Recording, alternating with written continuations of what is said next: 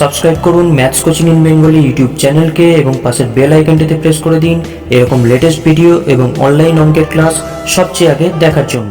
Good morning everyone, তোমরা দেখছো maths coaching in Bengali.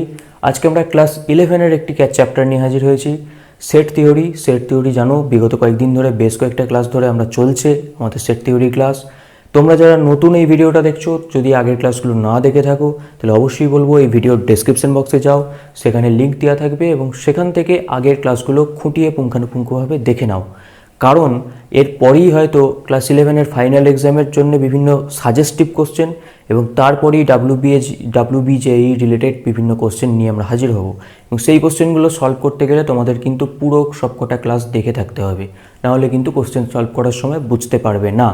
তাই আমি বলবো বারবার করে আগের ক্লাসগুলো সম্পূর্ণ দেখো, ভালোভাবে বোঝো, তারপরে কিন্তু পরের সমাধানের ক্লাসগুলো বুঝতে পারবে।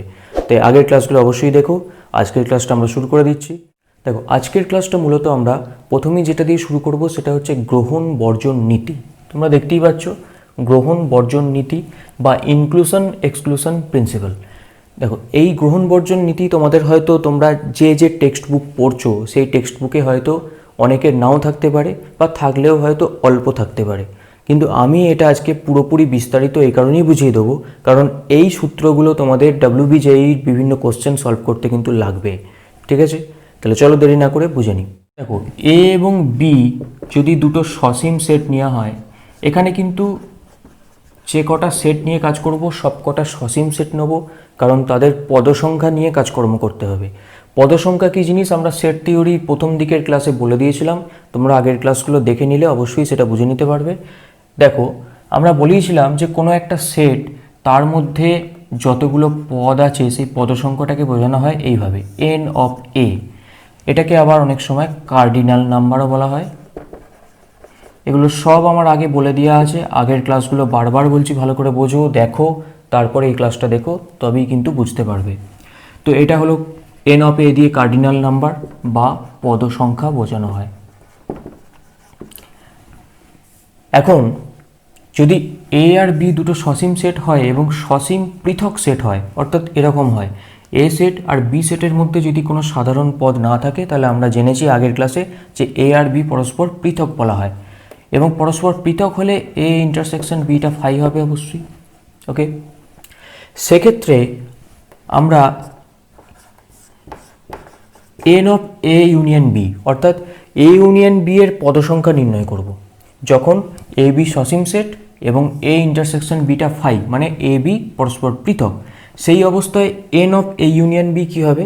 দেখো, এখান থেকে আমি পরিষ্কার বলতে পারবো যখন দুটো সেট পরস্পর পৃথক হবে তখন a ইউনিয়ন b মানে হচ্ছে a আর b এর মিলিত পদসংখ্যা।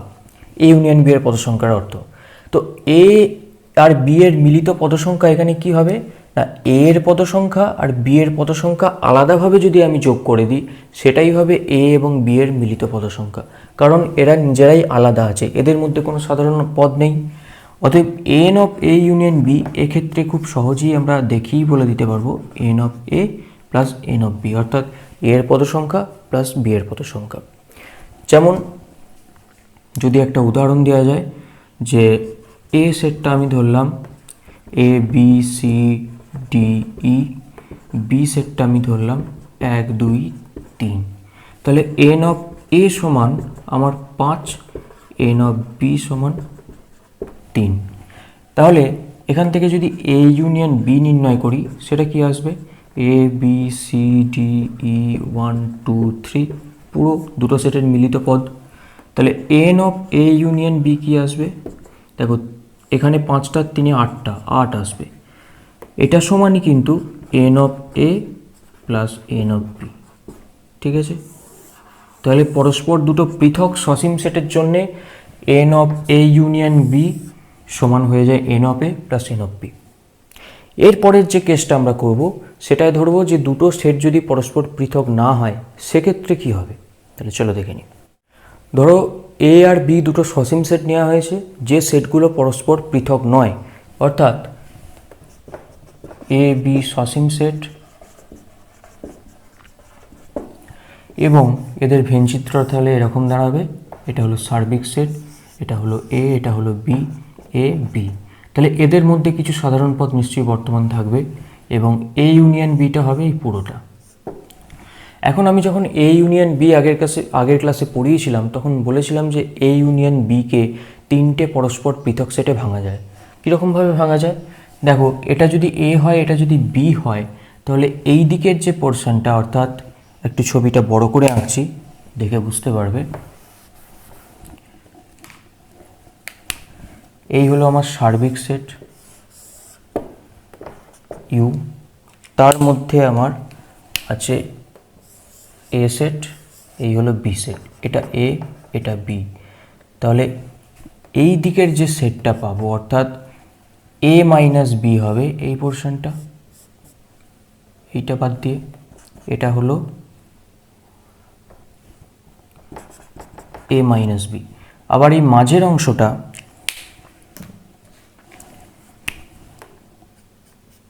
লাল রেখাঙ্কিত অঞ্চলটা হবে এ ইন্টারসেকশন বি, আর একদম সব থেকে ডান দিকের অংশটা যেটা হচ্ছে এইটা, এটা কিন্তু হয়ে যাবে বি মাইনাস এ।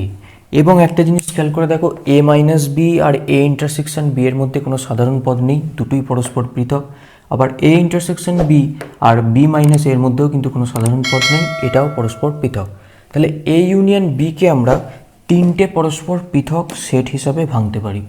অর্থাৎ এ ইউনিয়ন বি সমান আমরা লিখতে পারি যে A minus B union A intersection B union B minus A. Okay, এখন আমরা এর আগের যে টপিকটা পড়লাম যে পরস্পর যদি পৃথক সেটের ইউনিয়ন আকারে হয় তাহলে সেক্ষেত্রে কি হবে না, নাম্বার অফ এলিমেন্ট অর্থাৎ N of A union B, অর্থাৎ এ ইউনিয়ন বি এর পদসংখ্যা কী হয়ে যাবে, এই তিনটে যেহেতু পরস্পর পৃথক সেট তাহলে তিনটের পদসংখ্যার যোগফল, অর্থাৎ N of A minus B plus N of A intersection B plus N of B minus A, এই হয়ে যাবে N of A union B এর মান। এখান থেকে আমি যদি মনে করি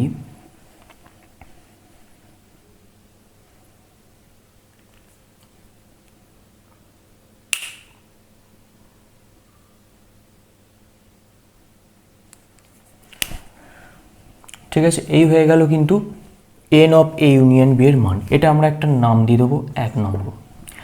এরপর দেখো, আমরা যদি এখানে এ সেটটাকে কল্পনা করি তাহলে এ সেটটা ঠিক এই চিত্র অনুযায়ী এ সমান দেখো এ মাইনাস বি আর এ ইন্টারসেকশন বি পরস্পর দুটো পৃথক সেটের ইউনিয়ন আকারে লেখা আছে।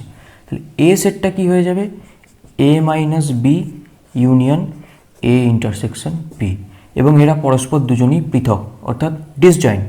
তাহলে এক্ষেত্রে এ সেটের পদসংখ্যা যদি নির্ণয় করি তাহলে এন অফ এ সমান হয়ে যাবে একইভাবে N of A minus B plus N of A intersection B প্রথম সূত্রটা অনুযায়ী, এটাকে আমি নাম দেবো 2 নম্বর। একইভাবে তাহলে বি সেটটা কী হবে, বি সেটটা হবে B minus A union A intersection B, এবং এর ক্ষেত্রেও হবে N of B equal to N of B minus A plus N of A intersection B, এটাকে আমরা নাম দেবো 3 নম্বর।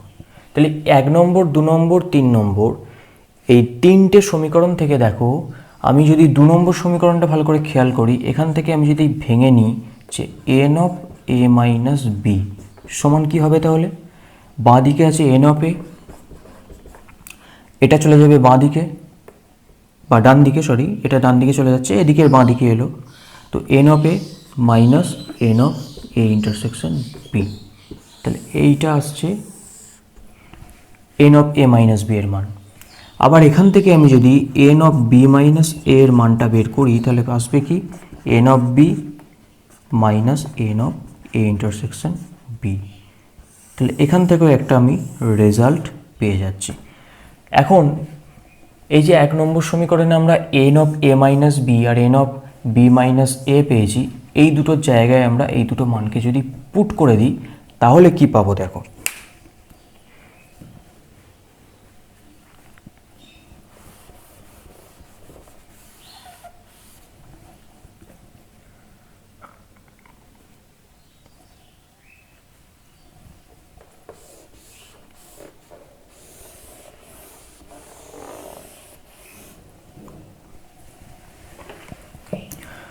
দেখো লেখার জন্য একটু মুছে নিয়েছি, তো এই দুটোকে রেখে দিলাম কারণ এই দুটো আমাদের বসাতে হবে এখান থেকে। এখন n of A union B সমান n of A minus B এর জায়গায় বসবে এই মানটা, অর্থাৎ N of A minus N of A intersection B plus N of A intersection B যেমন ছিল রয়ে যাবে। এন অফ বি মাইনাসের জায়গায় কি বসাবো, এই মানটা n of B minus N of A intersection B, n of B minus N of A intersection B. Okay, তো এখান থেকে দেখো আমি কি পাবো না, n of A union B সমান তাহলে আমি পেয়ে যাব n of A plus N of B. এই দুটো আমরা প্রথমেই নিয়ে এলাম এক জায়গায়, এইটা কেটে যাচ্ছে, পড়ে থাকছে minus N of A intersection B, অর্থাৎ N of A union B সমান হচ্ছে n of A plus N of B minus N of A intersection B.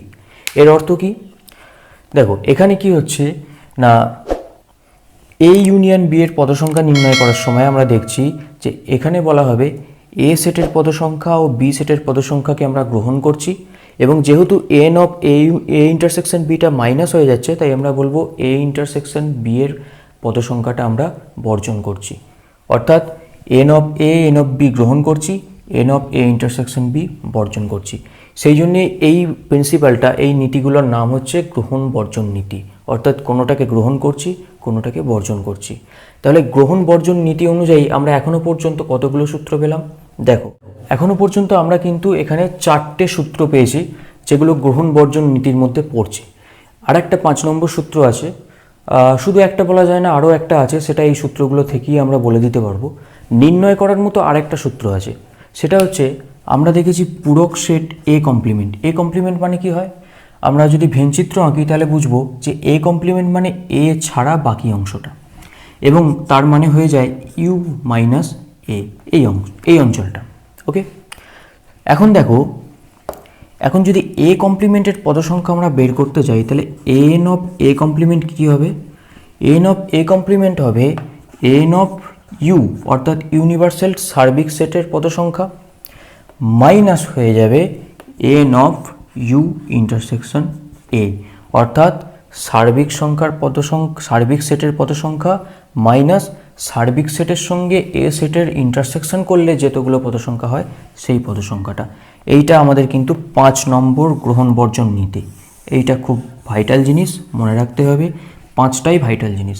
এবার এই 5টা পড়ার পর আমরা এই 4 নম্বর সূত্র থেকে আমরা আর একটা সূত্র ডেরাইভ করতে পারি, 6 নম্বর বলা যেতে পারে। সেটা হচ্ছে, দেখো 4 নম্বরে আমরা কি পড়েছি, এ ইউনিয়ন বি দুটো সেটের জন্য এরকম যদি 3টে সসীম সেট থাকে, A union B union C বার করতে হয়, এবং এ বি সি কোনোটাই পরস্পর পৃথক নয়। সেক্ষেত্রে আচ্ছা প্রথম বলে দিই, যদি এ বি সি পরস্পর পৃথক হয় তাহলে অবশ্যই এই সূত্র অনুযায়ী N of A plus N of B plus N of C হবে।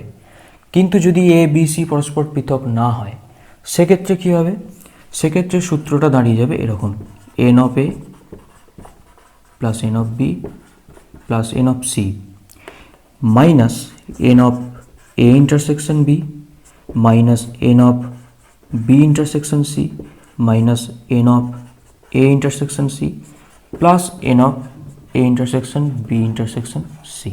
এই সূত্রটার কোনো প্রমাণ দরকার নেই, এই সূত্রটার প্রমাণ আমাদের সিলেবাসের কোনো প্রয়োজনে নেই, যে কটার প্রয়োজন আছে আমি তোমাদেরকে দেখিয়ে দিয়েছি। তো এই 6টা প্রিন্সিপাল আমাদেরকে কিন্তু মাথায় রাখতে হবে। তোমরা বোর্ডটার স্ক্রিনশটটা তুলে রাখতে পারো যদি তোমাদের বইয়ে এগুলো না থাকে, কারণ এই সূত্রগুলো আমাদের অঙ্ক করতে গিয়ে কিন্তু বারবার কাজে লাগতে পারে। চলো এরপর আমরা চলে যাব দ্বৈততা সূত্র বা ডুয়ালিটি প্রিন্সিপাল। ওকে, দেখো দ্বৈততা প্রিন্সিপাল জানার আগে আমাদেরকে জানতে হবে সেটের অভেদ সম্পর্ক বলতে কী বোঝায়।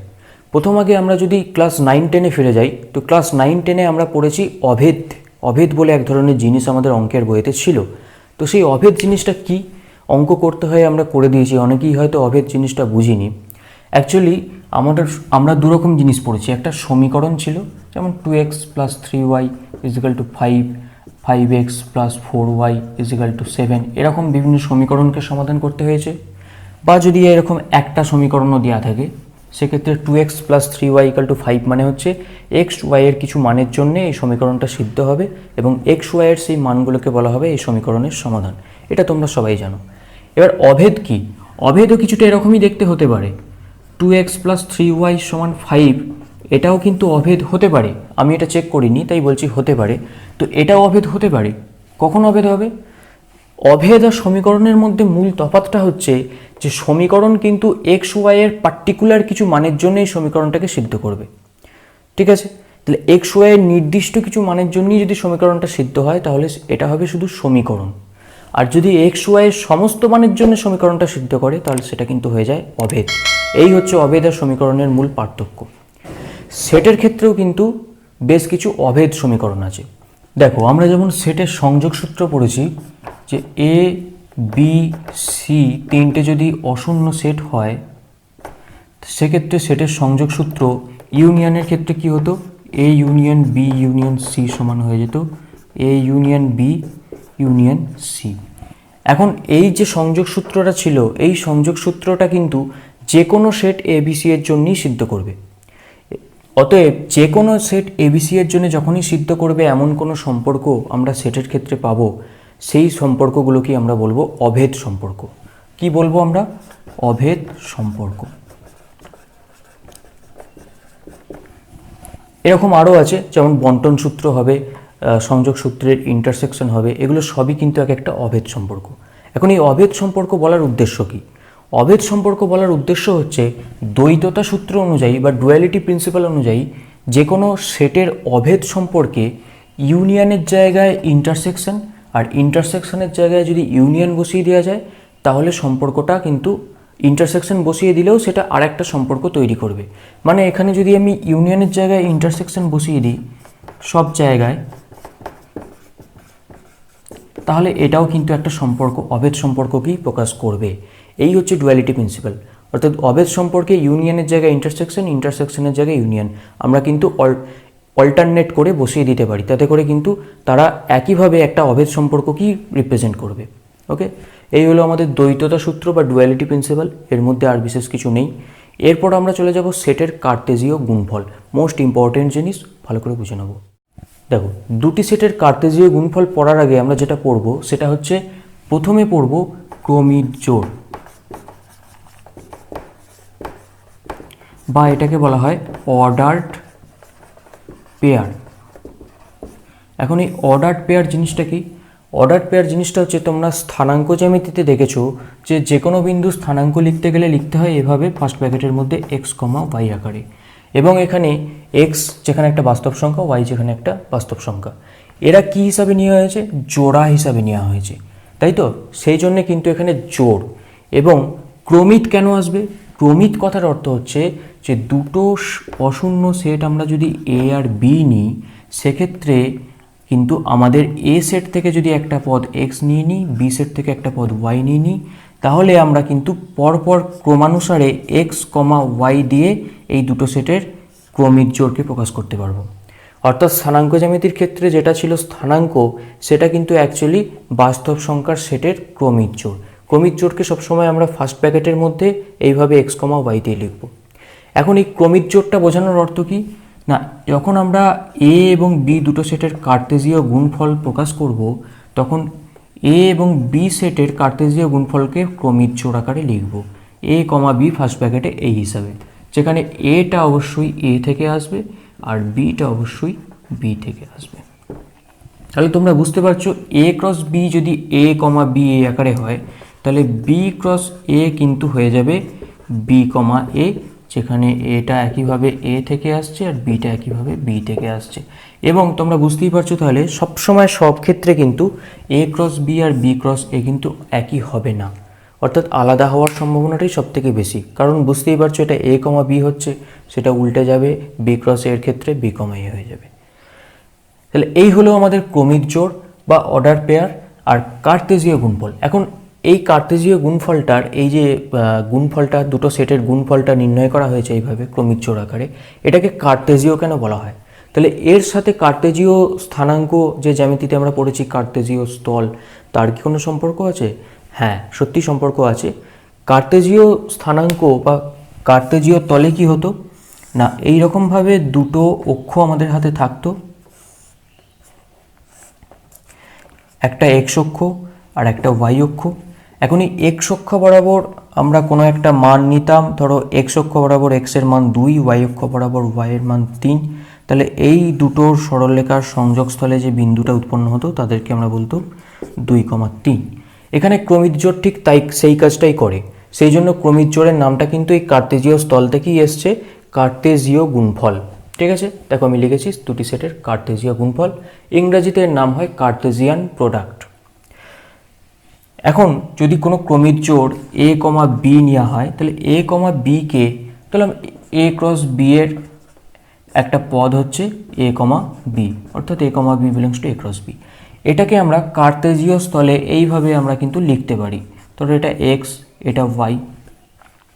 তাহলে এ সেটটাকে আমরা যদি এক্স অক্ষ বরাবর রিপ্রেজেন্ট করি আর বি সেটটাকে আমরা যদি ওয়াই অক্ষ বরাবর রিপ্রেজেন্ট করি, তাহলে এ সেটের পদটা এ একক ঘর পর্যন্ত আমরা এদিকে যাব, বি একক ঘর পর্যন্ত আমরা এদিকে যাব, তারপর পরস্পর লম্ব সরলরেখা দুটো আঁকবো এবং তারা যেখানে ছেদ করবে সেই ছেদ বিন্দুটাই আমরা ক্রমিক জোড় এ কমা বি আকারে প্রকাশ করব। দেখো সেম টু সেম কিন্তু আমাদের স্থানাঙ্ক জ্যামিতির মতো প্রকাশ হয়। ঠিক আছে, তাহলে স্থানাঙ্ক জ্যামিতির এই যে স্থানাঙ্কগুলো এগুলো এক একটা ক্রমিক জোড়, কিন্তু এই পদগুলো আসে কোত্থেকে? বাস্তব সংখ্যার সেট আর থেকে। তাহলে আমরা স্থানাঙ্ক জ্যামিতিতে যে স্থানাঙ্কটা পড়ি সেগুলো সবই কিন্তু আর ক্রস আর এর এক একটা পদ। ঠিক আছে, ওগুলো এক একটা ক্রমিক জোড় এবং আমরা যে কোনো সেটের ক্রমিক জোড় কি স্থানাঙ্ক জ্যামিতিতে এইভাবে প্রকাশ করতে পারি। তাহলে এই হলো মোটামুটি ক্রমিক জোড় কার্তেজীয় গুণফলের আইডিয়া। আমাদের মোটামুটি সেটের চ্যাপ্টার কমপ্লিট হয়ে গেল। এর পরের ক্লাসে আমরা সেট সংক্রান্ত ক্লাস 11-এর ফাইনালে আসে এরকম কিছু সাজেশন নিয়ে হাজির হব। অবশ্যই পরের ক্লাসটা দেখতে হবে, তোমাদের প্রয়োজনে লাগবে। এবং দেখার জন্য তোমরা যারা চ্যানেলে নতুন দেখছো তারা অবশ্যই চ্যানেলটাকে সাবস্ক্রাইব করে রাখো, যাতে ভবিষ্যতের ক্লাসগুলো আমি আপলোড করার সাথে সাথে তোমরা জানতে পারো। তাহলে চলো, শেষ পর্যন্ত দেখার জন্য অনেক ধন্যবাদ, এখানেই শেষ করি।